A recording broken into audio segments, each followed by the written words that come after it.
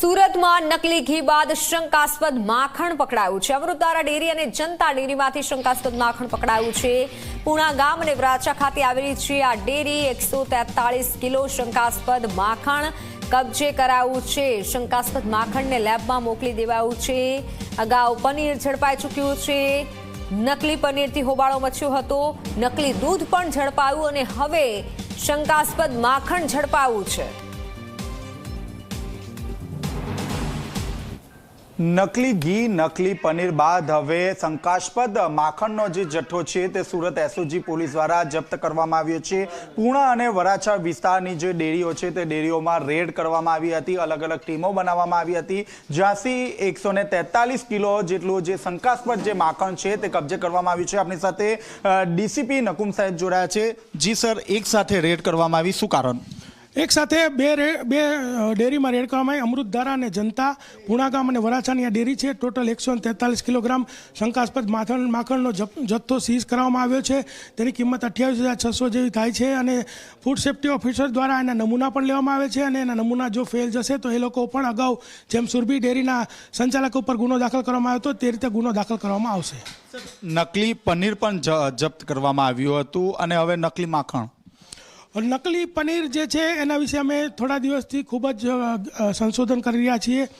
તો જે બજારની અંદર જે પનીર મળે છે અને જે લોકો કેટરિંગના વ્યવસાય સાથે સંકળાયેલા છે અને જે લોકો જે પનીરનો ઉપયોગ કરે છે એ પનીર છે દૂધનું પનીર નહીં પરંતુ એનાલોગસ પનીર છે। એનાલોગસ પનીર એ એવું પનીર છે કે જે દેખાય છે તો પનીર જેવું, પરંતુ એ પામ ઓઇલ અને ગ્લેશિયલ એસિટિક એસિડથી બનેલું હોય છે અને આપણને એવું લાગે છે કે આપણે પનીર ખાઈ રહ્યા છીએ, પરંતુ આપણે પનીરના નામે નરિયું પામ ઓઇલ ખાઈ રહ્યા છીએ।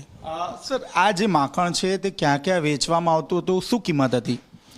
આ જે માખણ છે એ છૂટક વેચવામાં આવતું હતું અને પનીરની જે ચર્ચા કરીએ તો આ પનીર જે છે એનાલોગસ પનીર 70 રૂપિયામાં એ તૈયાર થાય છે।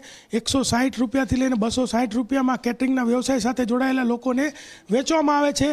પનીરનો સબ્જેક્ટ અત્યારે હું એટલા માટે ઉખાડી રહ્યો છું કે ગુજરાતમાં અને અત્યારે યંગસ્ટર્સમાં પનીર ખાવાનો એક ખૂબ મોટો ક્રેઝ છે અને લોકો જીમ ગયા પછી પણ પનીર આરોગતા હોય છે। તો આ લોકોને મારી એવી ચેતવણી છે કે તમે જે પનીર ખાઓ છો એ મિલ્કનું પનીર છે કે એનાલોગસ છે એ ખાસ જોજો અને જો આવું એનાલોગસ પનીર ખાતા હોય તો ચેતી જજો, ન ખાતા, અને આ એક બહુ મોટું કૌભાંડ છે। તો આ હતા ડીસીપી નકુમ સાહેબ જેઓ દ્વારા સ્પષ્ટપણે સૂચના આપવામાં આવી છે કે જો આપ પનીર ખાતા હોય તો ચેતી જજો, કારણ કે જે પનીર છે તે પનીર નકલી હોઈ શકે છે। આ ઉપરાંત જે માખણનો જે જથ્થો છે તે હાલ ફૂડ લેબોરેટરી ખાતે મોકલી આપવામાં આવ્યો છે। 1 સપ્તાહની અંદર આ રિપોર્ટ આવી જશે। જો આ રિપોર્ટમાં જે ખાદ્ય પદાર્થ છે તે અખાદ્ય હશે તો તેના વિરુદ્ધ પણ ગુનો નોંધવામાં આવશે। કેમેરામેન વિજય બેસાણી સાથે ચેતન પટેલ, ઝી મીડિયા, સુરત।